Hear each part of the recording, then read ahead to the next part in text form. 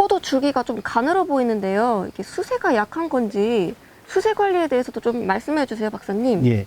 지금 이런 가지는 우리가 이제 캔베렐리 품종 같은 건 요 가지 굵기를 8에서 10mm 정도를 적정하다 봅니다. 근데 제가 이제 손으로 짚은 요 가지는 한 6mm, 한 5에서 6mm 정도라 이렇게 수세가 이제 떨어지는데요. 이 떨어진 이유는 이제 크게 보면 수확 후에 관리가 잘 안 된 부분, 또는 포도를 너무 늦게 수확한다든지, 또 한 가지는 우리가 이제 포도가 이제 발화되고 나서 5월 상순경에 그때 수분 관리가 원활히 이루어지지 않으면 가지가 좀 가늘어질 수 있습니다. 아니면 5월 초에 우리가 발화되고 나서 포도잎이 한 5매에서 7매 정도일 때, 그때 관수량이 적게 되면, 그때 생장기에도 적게 되면 포도나무 가지가 가늘어질 수가 있습니다. 그래서 이제 가장 큰 이유는 대부분 이제 농가분들이 그 수확을 너무 늦게 하거나, 또는 수확 후에 농가의 밭으로 오지 않고 수분 관리가 안 된 경우에서 이렇게 수세가 좀 가늘어질 수 있고요.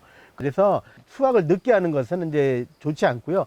최소한 수확은 캔베렐리 같은 경우는 아무리 늦어도 9월 말까지는 수확을 해서 낙엽 될 때까지 한 달 정도는 저장 양분을 축적할 수 있는 기간을 확보하셔야 하고요. 이제 두 번째인 생육 초기인 5월 달에 관수량을, 보통 이제 농가에서는 이제 양을 적게 갈 수도 있습니다만 300평에 5일 간격으로 한 15톤에서 20톤 정도씩 그렇게 꾸준히 주게 되면은 생육 초기에 그 신초 생장량을 잘 생장할 수가 있겠습니다. 그 양을 이제 지키시면은 이제 수세를 좀 더 회복할 수 있을 수가 있는데요. 다만 이제 포도 같은 경우는 수세가 한 8에서 10mm를 유지하다가 이렇게 5에서 6mm로 떨어진 것을 다시 8에서 10mm 올리기 좀 시간이 걸립니다. 그래서 이 나무를 회복하는, 이 가지 굵기를 회복하는 것은 한 3년 정도 이렇게 좀 길게 봐서 좀 하시면은 좀 더 이렇게 지금보다는 수세 관리를 좀 더 잘 할 수 있다고 봅니다. 이제 수확하고 나서 감사비료는 어떻게 주는 게 좋을까요? 이제 감사비료는 이제 대부분 농가분들이 수확해서 이렇게 주신다고 생각을 하시는데요.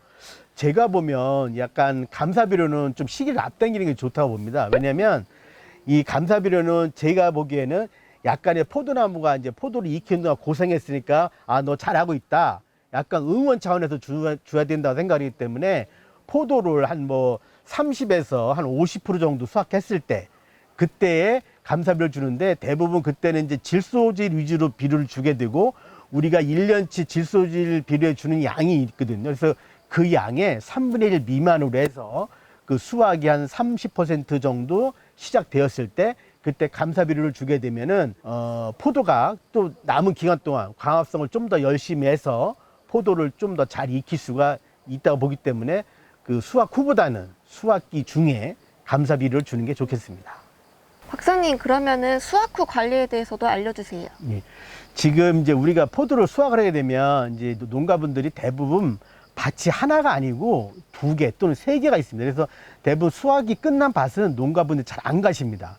그래서 특히 뭐 지금이 이제 9월 달입니다만, 그래서 8월 달에 땄다, 그럼 이제 그런 밭은 그 더위에도 농가가 밭을 안 가기 때문에 이 관수 관계가 뭐 물을 잘 주지 않습니다. 그래서 피해가 많이 오기 때문에 수확을 했더라도 내년을 위해서 물은 최소한 5일 간격으로, 아무리 늦어도 7일 간격으로 물은 한번 주실 때 300평에 한 10에서 15톤 정도씩 주셔야만이 저장량분 축적에 도움이 돼서 내년에도 건강하게 포도를 수확을 할 수가 있겠습니다.